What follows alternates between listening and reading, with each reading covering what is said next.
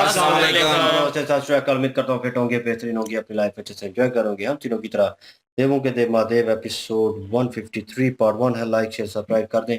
Straight चलते हैं video की तरफ। इनका नाम है Rana Mohammad Ali. Mohammad Sameer Khokhar. Malik Saqlain Iqbal. So guys let's start.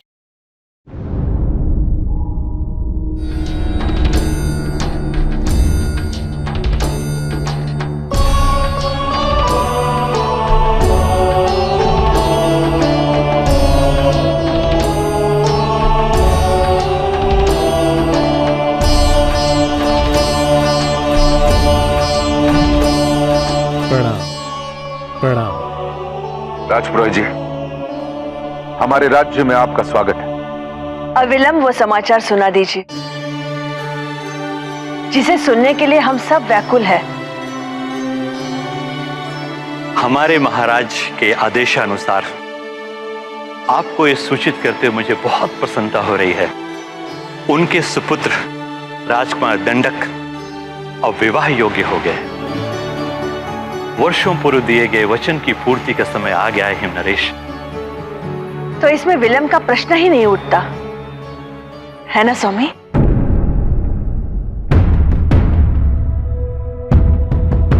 राजपुरोहित जी, हमारा सौभाग्य आप हमारे राज्य में आए। पार्वती का विवाह अवश्य होगा, किंतु कब और कैसे, इन पर हम परामर्श करेंगे। हमारी इच्छा है कि कुछ दिनों के लिए आप हमारा आतिथ्य स्वीकार करें।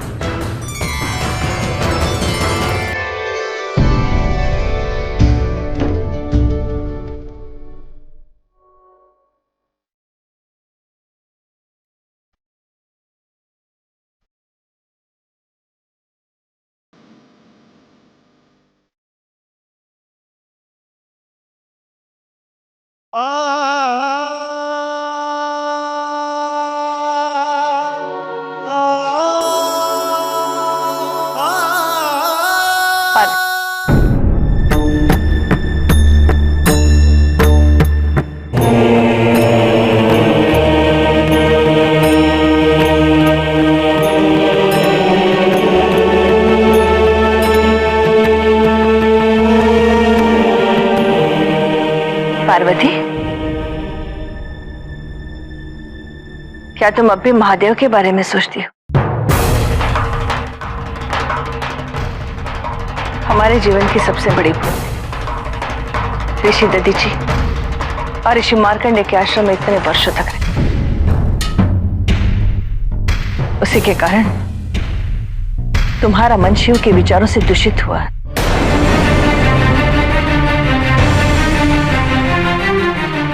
परंतु अब वो समय आ गया है कि अपने मन से इन विचारों को मुक्त कर दो।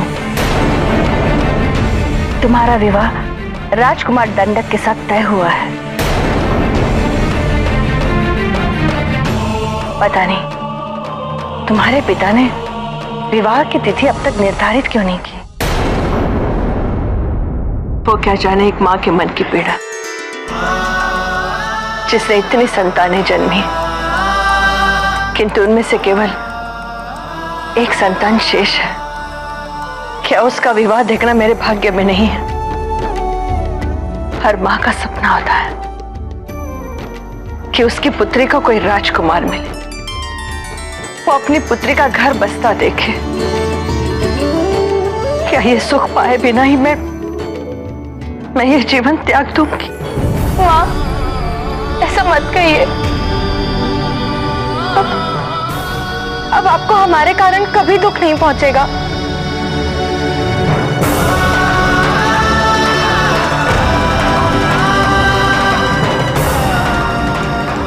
तो वचन दो पुत्री कि तुम वही विवाह करोगे जहां मैं कहूंगी।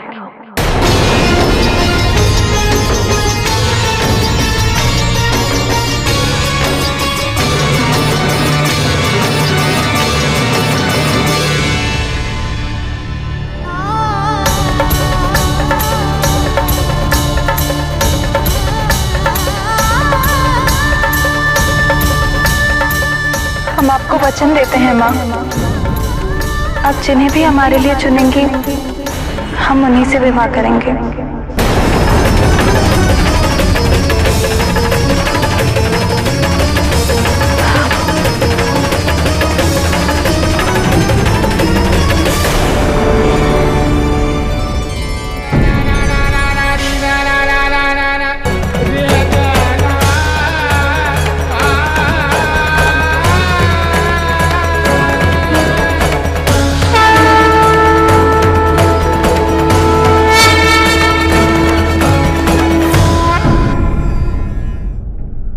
नारायण नारायण।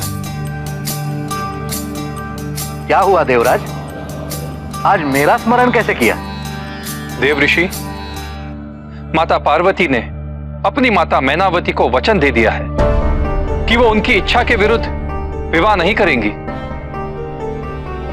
अब हम क्या करें? कोई युक्ति है? युक्ति तो केवल एक ही है। अब मुझे स्वयं जाकर मैनावती से स्पष्ट बात करनी होगी।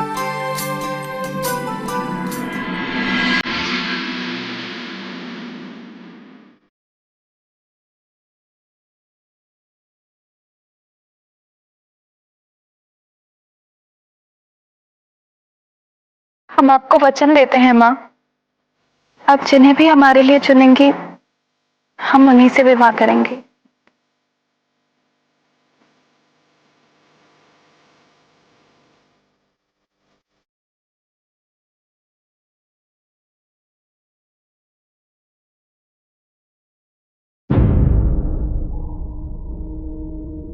पार्वती,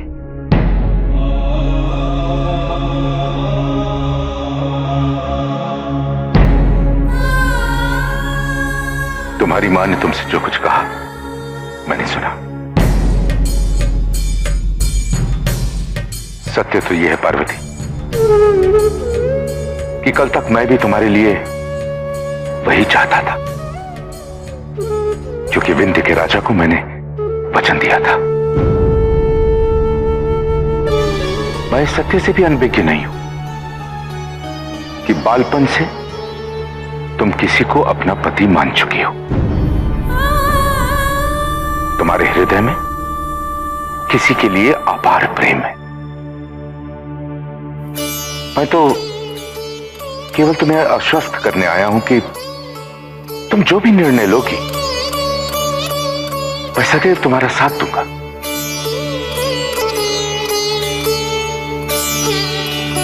किंतु अब हमारा निर्णय तो माँ की इच्छा पर आश्रित है पिताजी।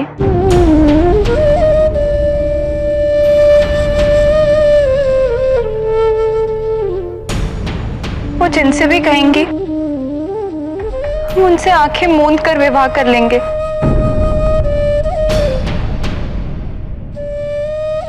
इसी में हमारा सुख है। पार्वती, तुम्हारी बात सुनकर तो मैं असमंजस में आ गया। समझ में नहीं आता कि सत्य क्या है। वो तुम ही हो ना जिसने हमेशा शिव की आराधना की, जिसने बालपन से लेकर आज तक शिव को अपना जीवन साथी, अपना पति माना। तो पार्वती, आज ये हृदय परिवर्तन कैसे?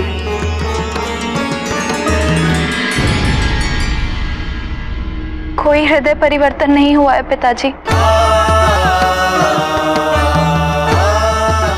कुछ समय के लिए हमें ये स्मरण नहीं था कि हम केवल एक युवती नहीं, एक पुत्री भी हैं। अर्थी हो गए थे हम,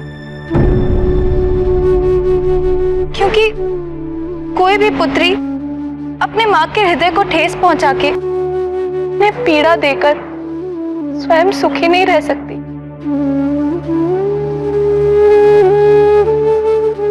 हम अपनी मां की आंखों में अश्रु नहीं देख सकते, इसीलिए हमने उन्हें ये वचन दिया है, अपना पुत्री धर्म निभाया है। हम वो कर रहे हैं तो कोई भी पुत्री करेगी। देवी पार्वती स्वयं आदि शक्ति है, जिनका जन्म शिव से पुनः मिलन हेतु हुआ है। देवी पार्वती को अपने सत्य की अनुभूति होने दो और संसार के कल्याण हेतु उनके और शिव के मिलन में आने वाली हर बाधा को दूर करो।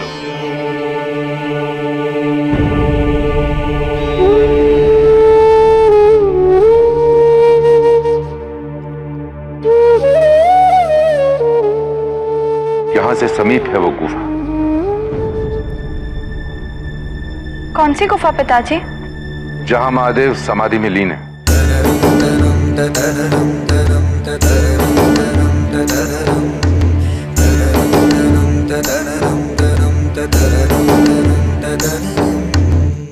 पुत्री, ये हमारा सौभाग्य है कि महादेव ने हमारी भूमि को अपने तप स्थल के लिए योग्य समझा। अब हमारा कर्तव्य बनता है कि उन्हें हम अपना आतिथ्य प्रस्तुत करें। हमारी इच्छा है पार्वती, ये कार्य तुम्हारे द्वारा संपन्न हो।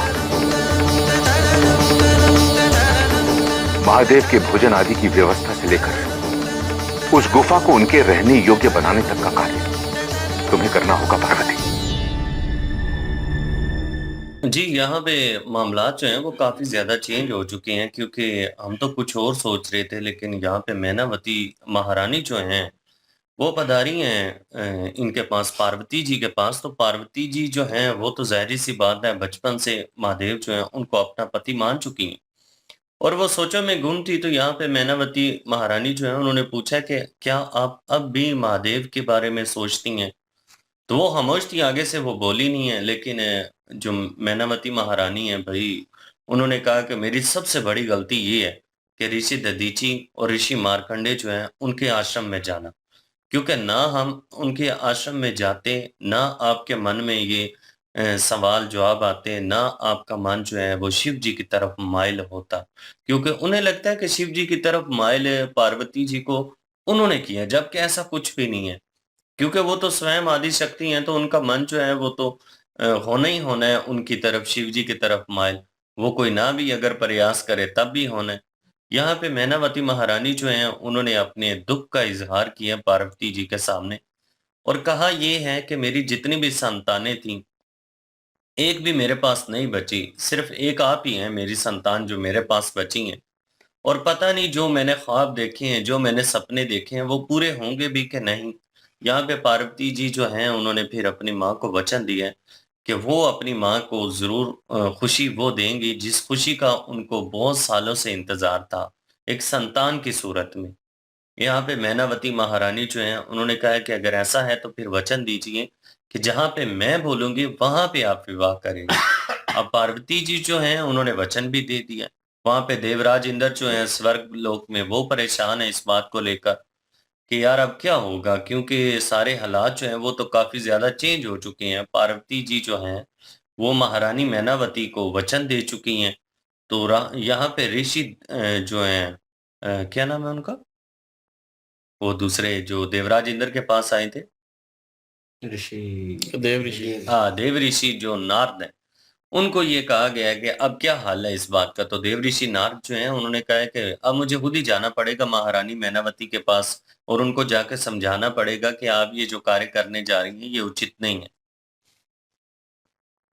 जी, सिचुएशन जो है, मुझे लगा था कि यार हम बीच में बात कर रहे थे वो इसीलिए कि क्योंकि हमें सिचुएशन जो है वैसी लग रही थी वो दक्ष और सती वाली। और वहाँ पे दक्ष थे, उनको इस तरह की वचन पे पाबंद करने वाले, और यहाँ पे मीनावती हैं उनकी माता जो है। तो लेकिन करैक्टर थोड़े बहुत ऊपर नीचे हुए, लेकिन वो थिंकिंग जो है वैसी है। वहाँ पे दक्ष इस नेगेटिव वे में किरदार अदा कर रहे थे, जहाँ पे मीनावती जी उनको रोक रही हैं। और जिस तरह उन्होंने शिव जी का नाम लिया और कहा कि ऋषि दधीची और ऋषि मार्कंडे की वजह से ये सारा कुछ हुआ, और सारा ब्लेम उनके ऊपर डाल के जो पार्वती जी का ज़हन जो है इस तरफ लगाया कि ये एक मिथ है, ये एक तुम्हारे ज़हन में डाला गया है और तुम्हें इसके ऊपर फ़ोर्स किया गया और तभी तुम्हें ये ख़्यालात आ रहे हैं। ये इस चीज़ को छोड़ दो, ये मतलब वर्थ है एक चीज़ जो है, तो उसे इस सोच पे लाया जा रहा है। और एट द एंड फिर उसे देखा कि ये भी हरबा काम नहीं आएगा, तो थोड़ा-सा इमोशनल अत्याचार जो है कि हर माँ का ख्वाब होता है कि वो अपनी बेटी को बसता हुआ देखे और एक अच्छे राज्य में और एक अच्छे राज्य के साथ, और मतलब वो वाला इमोशनल अत्याचार उसके साथ किया। तो वही चीज़ हुई, उन्होंने हाथ में हाथ रख दिया और वचन दे दिया, और मैं कह रहा था कि डोंट डू दैट, ये नहीं करेंगे। फिर वही चीज़ शुरू हो जाएगी, क्योंकि उनके जो पिता हैं वो देख रहे थे साइड पे खड़े होके, और उनको भी शॉक लगा इस चीज़ के ऊपर, क्योंकि उन्होंने जो वार्तालाप हो रही थी, कन्वर्सेशन हो रही थी इनके दरमियान, वो सुन ली, और जो वचन दिया वो तो उन्होंने क्लियरली सुन लिया, और उन्हें शॉक लगा कि ये कैसे हो सकता है, ये तो नामुमकिन है। उनके लिए मुश्किल हो गई अब। अब शायद इसीलिए विष्णु जी ने उनको ये कहा होगा कि हर चीज़ में उनका साथ देना, और कुछ मुश्किल हो तो उसमें से निकालना भी आपने ही है, उसका हल भी आपने ही ढूँढना है। तो हिमनरेश जो है वो इस चीज़ को लेकर भी परेशान है। लेकिन वो अपनी बेटी के पास आए हैं और वार्तालाप हो रही है उनके साथ, और मेरे ख़्याल में वो उनका साथ देंगे, लेकिन वो उनको फिर बात वो याद आई है, तो इट्स मीन कि वो इसको रोकने की कोशिश करेंगे, और उनको मेरे ख़्याल में ना का जवाब ही होगा। लेकिन उन्होंने जो कह लें कि शिव जी की खिदमत करने के लिए उन्हें बोला है कि वो भोजन का ख़्याल रखना है, उनकी रिहाइश का, और वहाँ पे वो जिस कार में हैं, मेरे ख़्याल में ये इनका कनेक्शन जो है, क्योंकि अभी आमना-सामना जो है नहीं हुआ, क्योंकि वो जो है वो समाधि में है शिव जी, और ये वहाँ पे जाके पार्वती जी बिल्कुल त्रिशूल के पास ही खड़ी थी। जैसे डमरू बाँधा हुए बेहोश हो गई, तो वहीं से उठा के हिमनरेश इनके पिता उनको वापस ले आए थे। तो वो गैप अभी भी आमने-सामने होने वाला या एक-दूसरे को देखने वाला, वो जो है वो पूरा नहीं हुआ। तो लेट्स सी, वो दोबारा मेरे ख़्याल में हिमनरेश उनको भेजेंगे वहाँ पे, और सिचुएशन कुछ ऐसी क्रिएट करेंगे अपनी तरफ से कि ये जो रिश्ता है वो लेके आए हैं, इसको वो एक्सेप्ट ना करें। कोई ना कोई इसमें वो चीज़ निकले, और वो अभी सिचुएशन जो है इन्होंने ये करनी है ना कि पार्वती जी का उनको लगता है कि जो हृदय है वो परिवर्तन हो चुका है, तो वो मतलब वो चेंज हो चुका है। तो वही पूछ रहे थे कि ये कैसे चेंज हो गया, शुरू से तुम जो है वो पति मानती हो महादेव जी को और जीवन साथी मानती हो, तो ये सारा कुछ चेंज कैसे हो गया। तो उन्होंने कहा कि मैं जो भी था, लेकिन एक ये मैं भूल चुकी थी कि मैं एक पुत्री भी हूँ और मैं स्वार्थी होती जा रही हूँ, तो इसलिए जो है वो मुझे इन चीज़ों पे भी ध्यान देना चाहिए। हुँ, तो इसलिए उन्होंने माता अपनी को जो है वो वचन दे दिया कि उनको दुखी करके मैं खुश नहीं रह पाऊँगी। वही तो सती जी वाली चीज़ है। वही सती जी वाली ये है, लेकिन यहाँ पे ये है ना कि वहाँ पे दक्ष जो है उसको पता भी था, और वो लेकिन अहंकार में ये सारा कुछ कर रहा था। लेकिन मैनावती जो है वो अपनी बेटी की अच्छी लाइफ़ के लिए ये सारा नहीं, कुछ वो कर रही है। उनको भी पता है कि सब कुछ के वो हो रहा है, और पता है, लेकिन ये महादेव से नफ़रत नहीं करती। क्योंकि महादेव जो हैं वो इन्होंने कहा कि अभी भी महादेव जी का सोच रही हो। मतलब नाम बिल्कुल ठीक लिया, लेकिन जो दक्ष था वो तो बेइज़्ज़ती करता था ना, वो तो पुट्ठे-सीधे वर्ड जो है वो बोलता था। वो तो एट द एंड उसने बोलना शुरू तो किया ना, लेकिन उनकी सोच भी मीनावती जी की वैसी है, इनको वो एक्सेप्ट नहीं हो रही, इनको नहीं, इन्होंने भी कहा वो था वैरागी हैं, दुश्मनी और की वजह से नहीं, वो दुश्मनी की वजह से नहीं कर रहा था। लेकिन यहाँ पे मैनावती जो है वो सिर्फ़ इस वजह से कि वो वैरागी हैं। वो मतलब कि मेरी बेटी जो है महलों में पली-बड़ी है, तो वो कैसे वहाँ पे सर्वाइव करेगी। तो दक्ष की भी ये सोच थी, लेकिन दक्ष एक तरफ अहंकारी भी था, दूसरी तरफ जो है दुश्मनी भी निभा रहा था शिव जी से। और तो लेकिन यहाँ पे सिर्फ ये अपनी बेटी का सोच रही है, लेकिन ये ना कभी ना कभी चेंज हो ही जाएगा। और लेकिन जो अपना हेमनरेश जी हैं, उन्होंने भी जैसे मान लिया कि मैं भी वैसे ही सोचता था जैसे तुम्हारी माता भी सोचती है, लेकिन मेरा जो है वो माइंड चेंज हो चुका है, क्योंकि विष्णु जी ने उनको बता दिया है सारा कुछ कि आदि उनको शक्ति तो हैं। आदि शक्ति ने खुद आके ख्वाब में उनको वो शुरू बताया में था था ना, कि जो मैं भी तुम्हारे था। हाथ जन्म लेने लगी हूँ, मैनावती और को इस चीज़ से लेना-देना नहीं है, मैनावती चाहती हैं कि बस मेरी पुत्री खुश रहे। तो लेकिन ये है कि अब जो है उनको पता चल चुका है, उनको विष्णु जी ने काम भी दे दिया कि जो बाधा आएगी उसको दूर करना तुम्हारा काम है।